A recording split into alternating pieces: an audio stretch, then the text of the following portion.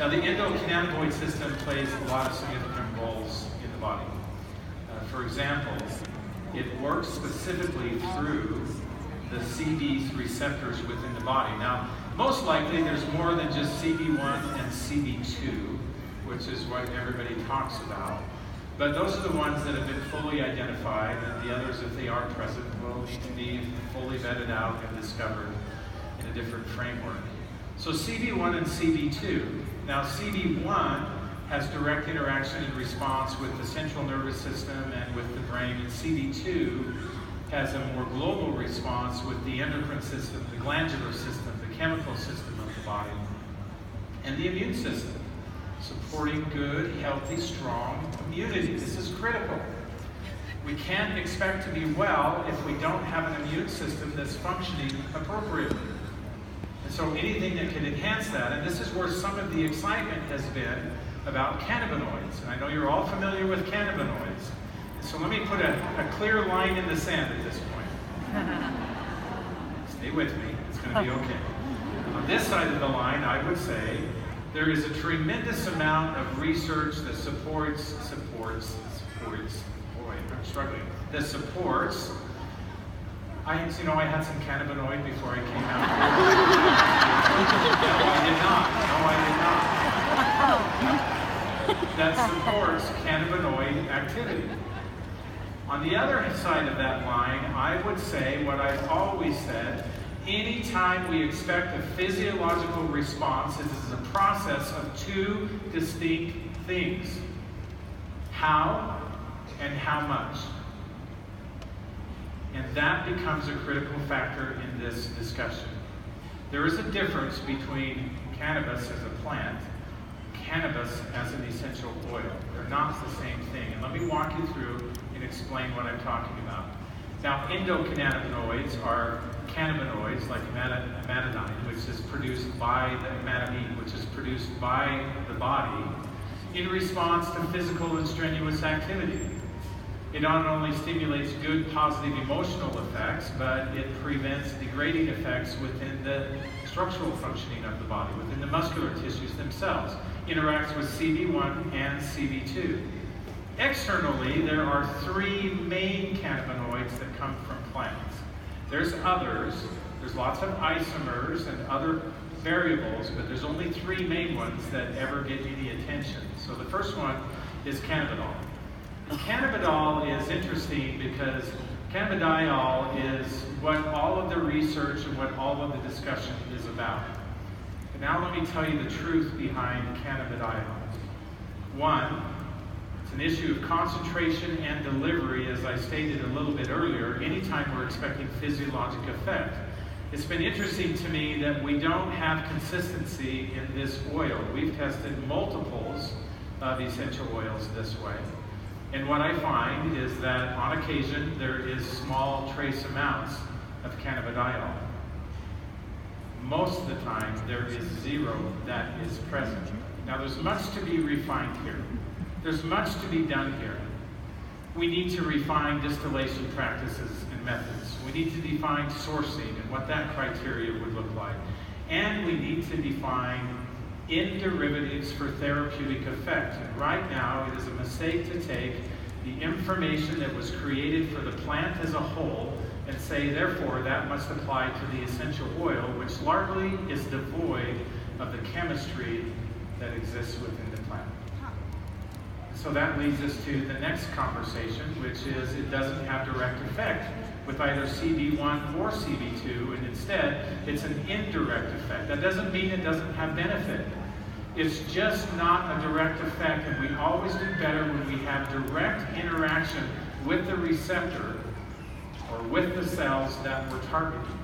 And in this case, the receptors and the cells that are functioning are very specific to the endocrine system, the immune system, and your central nervous system.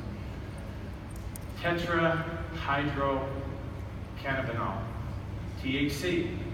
Now, I'm walking a very close line here. On this side of the line, I would say there are some benefits. When you read about glaucoma and some of those kinds of things, it's largely because of THC. It has direct effect on intraocular pressure. But on the other side of the line, I would say it is fraught with a number of difficulties.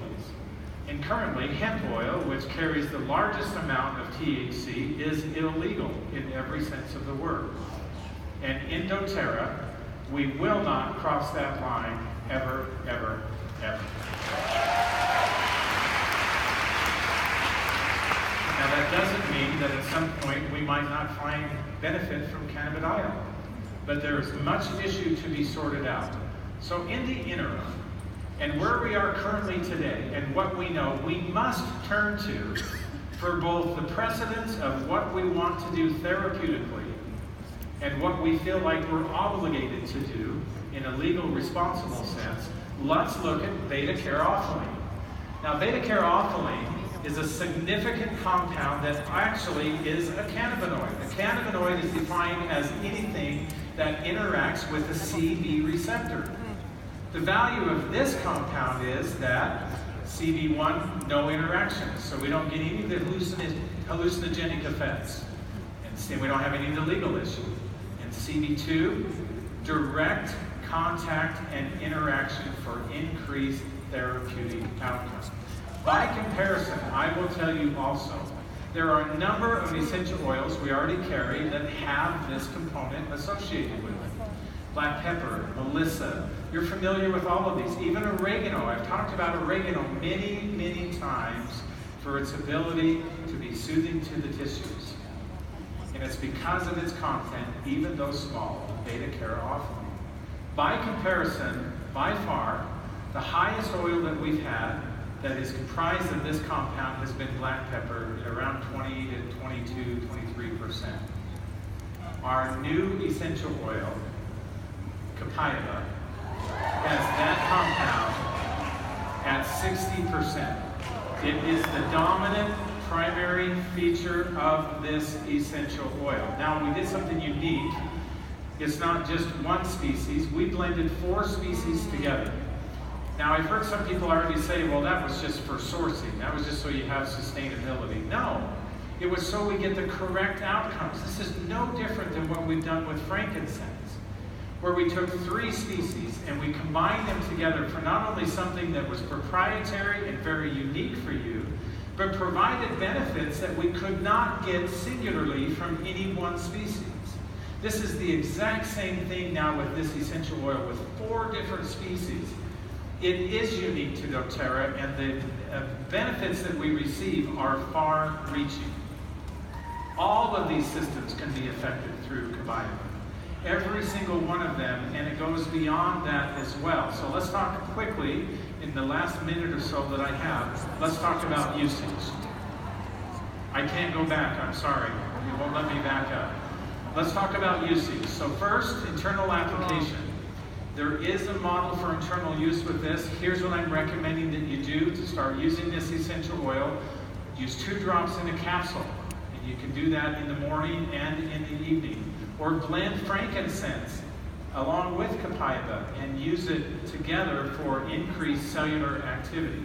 Remember, frankincense is mainly monoterpenes too. Some of the same monoterpenes that we see with some of the oils that we've been talking about. Add with 2 drops of water. Put a little bit of citrus with it if you'd like to with it, and it'll enhance it even more. Take 1 or 2 drops under the tongue in the morning. It's another great way to take advantage of this oil, or blend it with peppermint for good digestive support and strength. Not just improving your digestion, the metabolics of the body, metabolism of the body as a whole. This is what we mean by whole body systems being affected through this cannabinoid system. Now, last year I talked a little bit about neural excitability, and I suggested that if you have some type of irritation or excitement that comes into type C nerve fibers, you have increased cognitive recognition of feelings of being uncomfortable and unpleasant in the distal extremity from which they originate. Do you remember that? If you don't know what I said, talk to your neighbor. They'll tell you what all of that means. So neural excitability, it's the same thing. We can just apply the essential oil. Apply it directly over the affected area. Dilute the essential oil so that it holds in the tissue. It begins to have enzymatic response localized where you apply the essential oil. Combine it with blue tansy. We just talked about blue tansy. Or use it to support that extracellular matrix, which is the underlying components of your skin, the fibroblasts, the collagen, and the elastin layers, and critical components of the structural aspect of the skin. Think about it in that context. It does have this broad effect for immunity, for normal, wait for the word, here it comes, normal inflammatory response, yes, I said it, and reduction of tissues and that neurological response that we talked about. And then lastly, breathe in this essential oil. It's deeply relaxing, calming, and penetrating. We love being with you. We're excited to be with you over the next 3 years.